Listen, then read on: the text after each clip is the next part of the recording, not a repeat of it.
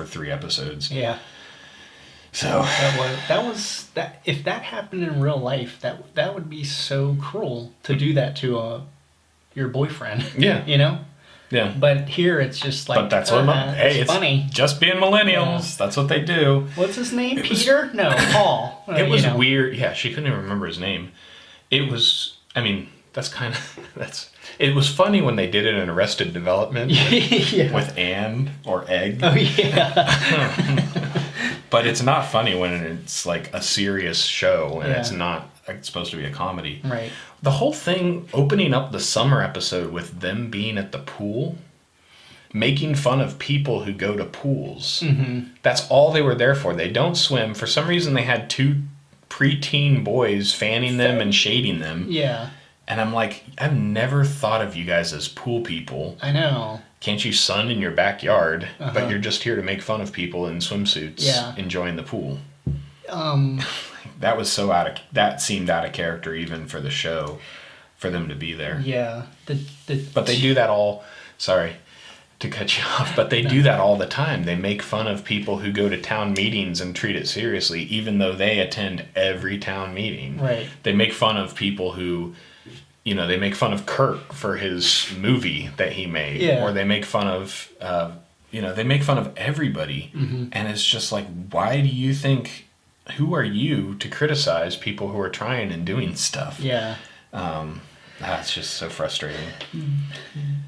2 cringe parts for me was the musical that they were doing. That went on for way too long. Yeah. I didn't understand the point of it. I didn't either. I wish they would have just edited it to where Lorelai would just be slumping down in her chair, not showing the whole 20 minutes of that thing. Yeah. And then the Life and Death Brigade. It seemed like such a weird dream sequence, but it was real. Yeah. It was weird. It's like, because in real life, people reenact scenes from Beatles movies all the time. Yeah. Yeah. And buy bed and breakfasts and buy tango clubs. And all just that. because you don't want them to play tango music anymore. Yeah. That was so ridiculous. And then buy the bed and breakfast. Now, what I liked from the play scene, I liked when Carole King got up and said, I can write music too, and she went to the piano. And I think did she play I Feel the Earth Move Under My Feet or something like that? And Taylor is just like, it's not that good. And she's like, no, you're right, I shouldn't do that anymore. And sat down. So I liked that. I thought that was funny. Yeah. I liked how the parts Lorelai didn't like, everybody was raving about, and then the part that made Lorelai cry and start her wild endeavor, everybody was like, that was terrible. Yeah. So like the good part of the play, everybody thought was terrible. Yeah. I loved the wild sequence. I thought it was hilarious, not because I connected with it or anything like that, or felt like she should even do it, but just how ridiculous it was that there was a motel in California at the base of the trail, right, where every woman in their 40s was ready to hike the Pacific Crest Trail. I was like, this doesn't seem very special if everybody's having that moment. And it's like, you're all just a bunch of followers. Right. But it was funny, like they were arguing, are you a book person or a movie person? Yeah. Did you notice the 2 Park Rangers? Yeah. Yeah. Peter Krause and the other guy who was her fiance on Parenthood. Yeah. Yeah, that was good.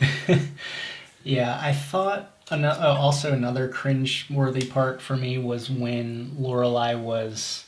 Remember, it was like episode 1 or 2, she couldn't think of anything nice to say about her father. Yeah. At the end, she finally calls her mom and was like, he took me to a movie, he got popcorn for me. I felt that was so awkward. It felt like a really bad poem to me. Really? Yeah. I was just like, oh. I liked that part. Okay. I didn't like that she was drunk and woke up and the only thing she could come up with for a good story with her dad was him catching her having sex at 13 years old or whatever. Yeah. I felt like in the regular show, her dad was the one person that she could connect with, even though he was stern with her and, he was not as bad as Emily. Their relationship wasn't as bad. So I felt like she really did screw up at that point. but it was kind of a forced screw up. I'm like, you couldn't have come up with anything better, like how when you needed help, he helped Rory get into Yale Yeah. or something like that. Yeah. So it just seemed like that was very much beginning of the original show. I have no good memories of my dad, and not like end of the original show. Like there was a time I think he had a heart attack and she connected with him in the hospital when he was really weak and everything like that. Right. So I thought that was more of a plot device that they used to once again try and drive a divide between her mom and Lorelai than an actual, I can't think of anything good about my dad. Right. So. There was one redeeming quality in the show. Okay. And that was Emily. Yeah. She grew up. Yeah, she grew up. It was almost like once Richard died, her husband, it was like that is what made her be the female dog she was. So once that died, she could actually be like, okay, I'm my own person now. I don't have to sit in these meetings and make fun of these young girls. I can have things I enjoy. I can buy things not for what other people feel about them, but if they bring me happiness. The scene where she comes out in Lorelai's old jeans and a t-shirt. Oh, yeah. And I'm like, I have never seen Emily's arms at this point. She's just always been like perfectly dressed for any occasion kind of a thing. Yeah. And that was so weird to see her in jeans and a t-shirt. Yeah. But yeah, she got rid of everything in the house and then brought it all back and then got rid of the things that she didn't really care about and ended up buying the other house up in the Cape. That was really cool to see her figure out who she was as a person. I loved the walkout scene with the DAR when she tells the truth to the third wife. We're basically just doing this interview so that we can make fun of you later. And then midway through the interview, she gets up and gets some cookies. Like, I'm just doing my own thing. I don't care. Yep. I thought that was awesome. Yeah.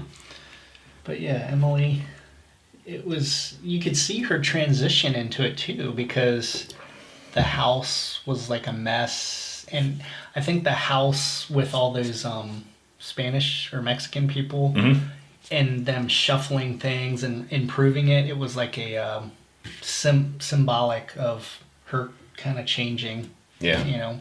I mean, the first one was that she kept that maid for longer than one episode. Yeah. It's the first time. Yeah, and 8 years or 9 years of the show that she ever had one. Multiple episodes. And that was Gypsy that played the maid. No.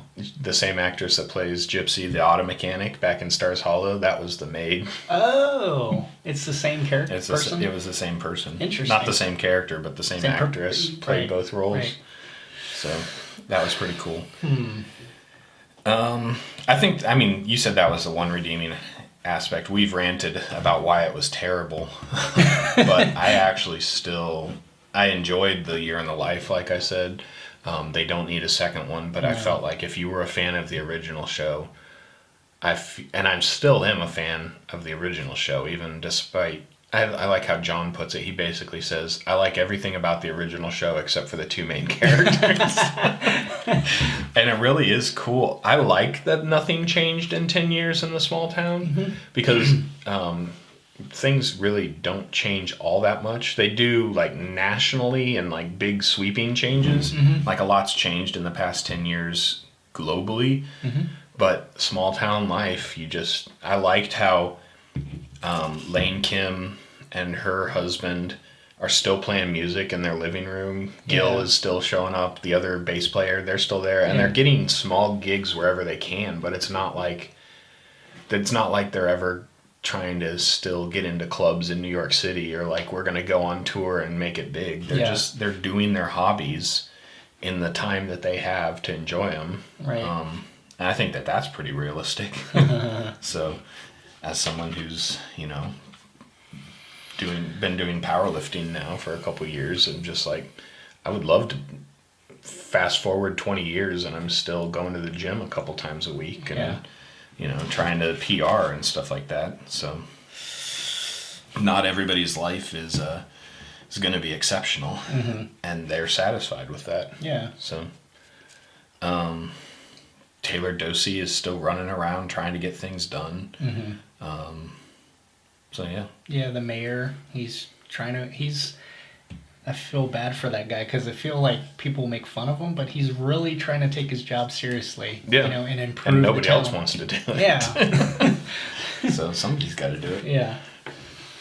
Kirk is a serial entrepreneur, Mm-hmm. always has something different going on. So I liked, like you said, the cameos. Mm-hmm. I liked that they touched on every single character.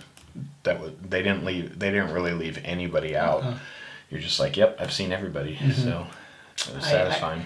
I thought Melissa McCarthy wasn't going to be in it, but then She wasn't supposed to be, like, leading up to it. They just never got her there. But I think, like, right before, I think towards the end of last year, or the beginning of the summer or something like that, they said that they had worked it out. Yeah. So, Yeah. but it was weird that she was just there for that one scene in the kitchen with the cakes. But then that night when they eloped at midnight, she wasn't there for the wedding. Yeah. Michelle was her maid of honor or best man or whatever. Yeah. And her real best friend who's in town for tomorrow wasn't.